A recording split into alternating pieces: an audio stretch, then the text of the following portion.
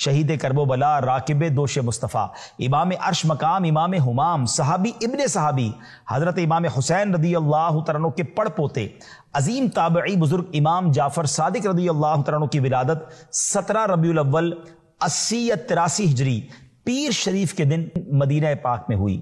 دن بھی پیر کا اور شہر بھی مدینہ، سبحان اللہ۔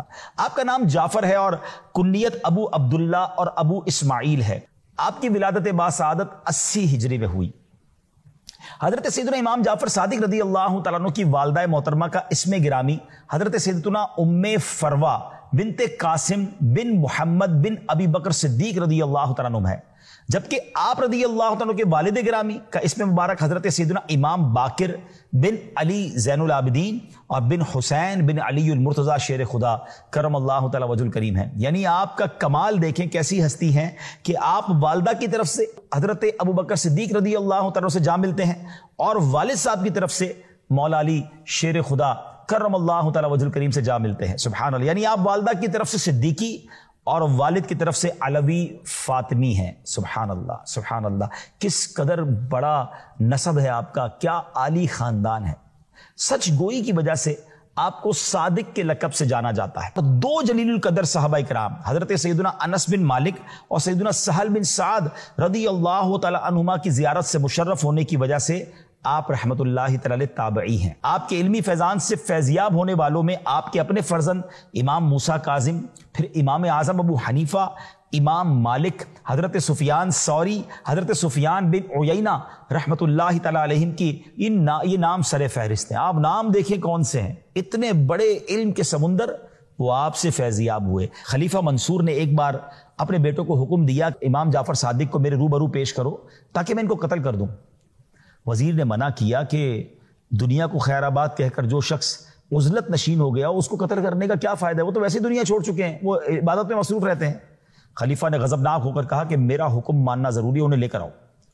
حضرت امام جعفر صادق کو جب لایا گیا تو جیسے ہی وہ دربار میں آئے تو منصور نے اپنے غلاموں کو پہلے کہہ دیا جیسے میں سر سے تاج اتاروں نا تم نے امام جعفر صادق رضی اللہ تعالیٰ کو قتل کر دینا ہے۔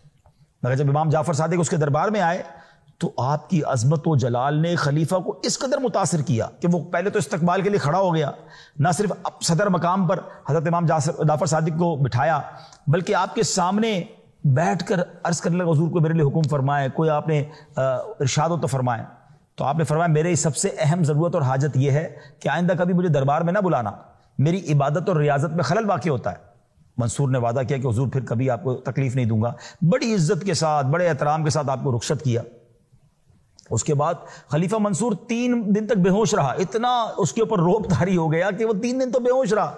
خلیفہ کی حالت دیکھ کر وزیر اور غلام حیران، جب وہ ہوش میں آیا تو پوچھا کہ آپ نے تو کہا تھا کہ قتل کرنا ہے اور جب وہ آئے تو آپ تو ان کے آگے بچھے جا رہے تھے، اتنی عزت دی ان کو آپ نے۔ تو وہ کہہ رہے ہیں بات یہ کہ جب امام جعفر آئے تھے نا، تشریف لائے تھے، تو ان کے ساتھ ایک بہت بڑا اژدہا مجھے نظر آ رہا تھا، اتنا بڑا اس کا منہ تھا کہ وہ مجھے میرے پورے چبوترے میرے پورے اسٹیج کو بھی کھا جاتا، اور اس نے مجھے کہا کہ اگر تم نے ذرا سی بھی گستاخی کی تو چبوترے سمیت تمہیں نگل جاؤں گا۔ مجھ پر ایسی دہشت طاری ہو گئی اور میں نے آپ سے معافی مانگی۔ اللہ اکبر۔ ناظرین ذرا سوچئے یہ مقام ہے آپ کا کہ اللہ والوں کی طرف کوئی میلی نظر دیکھتا ہے نا، وہ احادیث میں مضمون ملتا ہے نا، جو اللہ کے کسی ولی سے دشمنی کرے تو اللہ اسے اعلان جنگ فرماتا ہے۔ امام جعفر صادق رحمت اللہ تعالی کو 68 برس کی عمر میں 15 رجب المرجب 148 ہجری کو کسی بد نصیب نے زہر دیا جو ان کی شہادت کا سبب بنا۔ حضرت امام جعفر صادق رحمت اللہ تعالی کا مزار پر انوار جنت البقیع میں اپنے والد محترم سیدنا امام باقر رحمت اللہ تعالی کے پہلو میں ہے۔ اللہ کریم تربت امام جعفر صادق پر اپنی کروڑوں رحمتوں کی بارش نازل فرمائے اور ان کے فیضان سے ہمیں مالا مال فرمائے، ان کے نقش قدم پر چلنے کی توفیق